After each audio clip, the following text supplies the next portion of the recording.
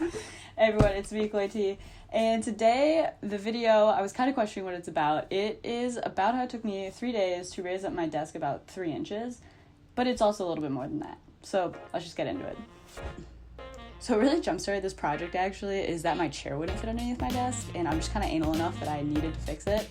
Apart from that, I've just been editing a lot of video and doing other projects at my desk, and I wanted to create a more ergonomic workspace. I wanted to use what I already had. I didn't want to go out and buy a new desk, so I was kind of thinking about how I could make what I have work without buying too much new stuff. So I actually just turned to the free section of Craigslist, which is a pretty interesting place actually. Let me show you. Free firewood, got free kids books, that's not bad. Charcoal grill, like for free. That's what's crazy. Don't pay for any of this stuff. A box of nails. Just imagine what you could do with a box of nails. I don't know what you could do with them, but probably something. Yeah, a bunch of gross furniture. But I actually found some shelves this dude Mike was selling, and they look like pretty nice wood, like free hardwood. Why not? So I went over to his place and grabbed them, and I figured, I could cut them up and I'd make them work for this project.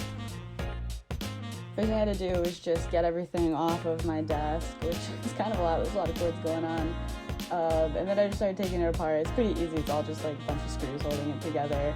I was careful to not lose any of the screws though. I've wasted so much time looking for missing hardware, so I was cautious to not let that happen for this project. Then I started to get going on turning the shelves that I got from Mike into the new legs of the desk. So I used the old legs as sort of a template and a guide because I just needed to make them longer, but the width and everything was still good. I made sure using these power tools to have the correct steel toes. And then I got them into 3 separate pieces. It actually took one part of one shelf to make all 4 legs, which I was pretty stoked on because that just means more wood for more projects. So then, as you can see, I marked it and made them a bit longer and then cut them. I sanded it down to get it to where I could stain it because I did want to stain these black so that it would match with the existing desk. I had to cover up some old holes that was from when it was used as shelving. So I used some wood glue and then some sawdust and just sanded that down and got it nice and flush so that it was ready to be stained. And I think it looks pretty good. Then I just kind of cleaned off the workspace and started laying down some newspaper to get going on the staining part.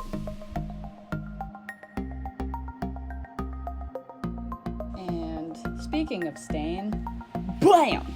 Pretty sweet shot, right? Thank you. I popped open the stain and realized I didn't have any rags. So I just cut up an old t-shirt, more of a Duke fan these days anyway. And then using that, I first just wetted down the boards with water that's supposed to raise the wood grain and make it better for staining. And then using the t-shirt, I just started applying light layers with the grain onto the wood. With this dark stain, it doesn't take that long to really build up the color I wanted to. It was like right here, the second coat, I was already like pretty happy with how dark the color was. I didn't want to completely obscure the wood grain because I love wood grain. So I think they turned out really nice. I like how they look. And then I just got into reassembling the desk, putting the legs back on, and here you can see it's still pretty like janky. The legs are like coming out, but that's just because I didn't have the other screws in yet. So then I put those screws in, which made them so they actually stayed stable and everything. And here I'm using the old leg to put in the holes for the crossbars, which just adds that much more stability to it. And it felt pretty solid, like once those were on, I was happy with it. And then I put the desktop back on, screwed that in, popped out, looks good. And you might notice, where is the drawer? Well, where not, here is the drawer. For the drawer, I wanted to modify this a little bit too. If I was gonna put my keyboard in it, I needed the front plate to come down so that I could comfortably go over that. So I was gonna have it kind of like rotate here, you can see at the bottom. I just decided I would do that off of a nail that I had, so a nail on each side. So I cut down the nails to the length of the drill bit because can't drill farther than the length of the drill bit. And then I just marked where I needed to put those holes for the door to rotate off of and drilled those in, trying to keep the drill super straight. Here, I realized the freaking keyboard doesn't even fit in the drawer, but it's all right. I just have to cut it some more, just a little more work, of course. But it should be fine cutting off some of that, because since there's the sliders on the side, there's still that like structural stability there. So yeah, I just cut out part of the side of the drawers to make the keyboard fit. And then I went about putting the nail back in for the door to rotate on, and that was working out pretty well. It gets caught a little bit on the bottom, but honestly it's fine, it works out.